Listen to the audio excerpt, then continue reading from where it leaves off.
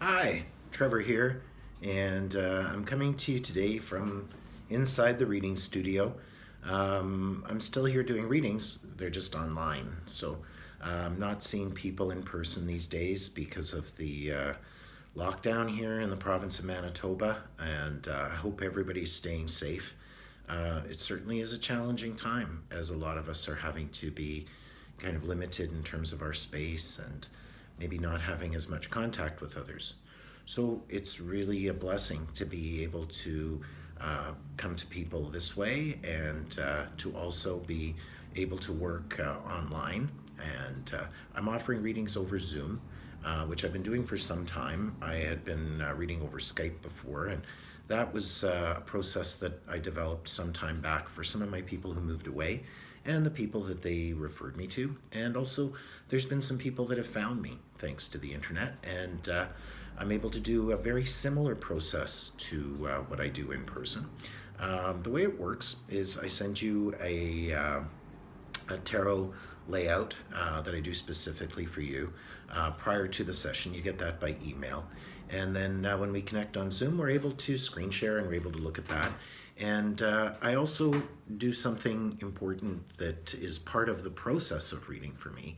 I have the person take a few moments to reflect. Traditionally, that's what goes on during the time of shuffling the cards. Before COVID, a reader would usually pass you the cards and say, now shuffle them, and while you're shuffling, think about a question that's important in your life. A long time ago, I stopped doing that because I found that sometimes the questions, although very important, were better kind of put off to the later part of the reading where I say, do you have any questions? I find with the kind of work that I do that is kind of tapping into where a person is at and the choices they're having, I often say, now put the questions aside for a moment and just reflect, take a few deep breaths.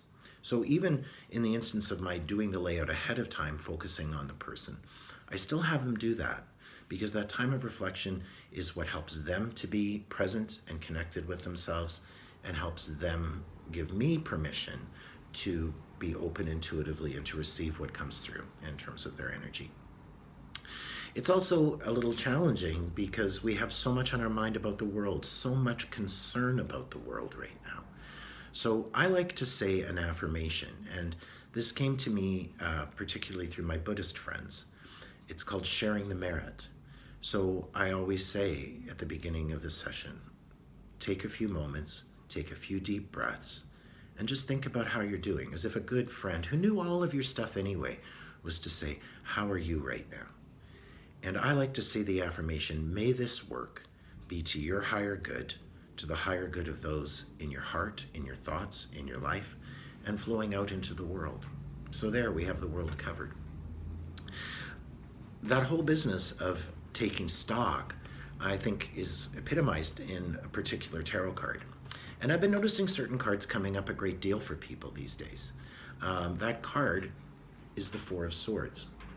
And it has a tomb on it. So I remember saying to a woman one time, now this is a card of sanctuary. She says, you can't tell me that, it looks like a tomb. And I said, it is a tomb, but the tomb is open. Because when the knights weren't in battle, they stored their weapons in a holy place. So this card is sometimes referred to in Aleister Crowley's deck, the Thoth Tarot. It's referred to as truce. And I like to call it rest amidst battle. Written over this figure's head in stained glass are three letters, P-A-X, which is Latin for peace, pax. And, you know, it's funny, but in England, little children, when they're having a fight in the schoolyard, instead of saying uncle, like stop for a moment, uncle, they say pax, pax. So it's a temporary peace. So this card is like rest amidst battle. And I oftentimes associate this card with rest and meditation, something that, you know, we can take advantage of during these challenging times. It's hard because there's battles going on out there, right? But we can rest amidst battle. And we can hope to be a little more grounded. When the card is reversed, and reversals don't always mean the opposite of, it's more like your mom saying, you can't go out, you're grounded. So it's still grounded. So we might be very restless with this state. All of the fours in the tarot deck, throughout the four suits, they're all kind of a plateau. They're not the completion of the journey, but they're a rest point. They're a point of stopping, of taking stock.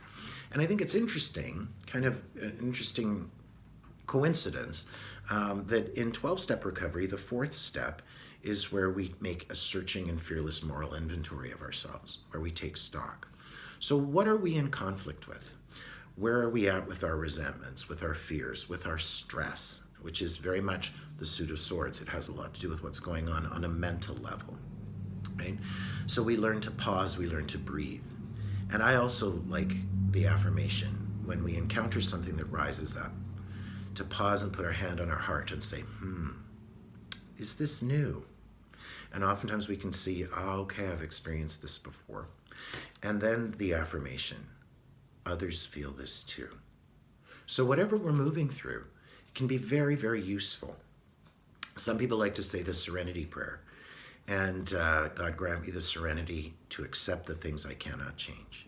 Acceptance usually is a bit of a process, and some things are going to surface and some things are going to be revealed. And don't think because those things are surfacing that you're off track. It's like, no, you've got an opportunity to notice them and to say, others are going through this too. Others have gone through this too. And we can be a little more understanding in terms of that. So that's just my thoughts about hopefully seeking some ground and some sanctuary, pax in the midst of the battles of the world. I hope everybody's staying safe. And for more information about my work, there is a link at trevorsense.com. And if I can be of service, let me know. It's delightful to be connecting with people amidst this time. It's an honor, actually. And yeah, take care, and we'll look forward to seeing you again soon. All right, bye for now.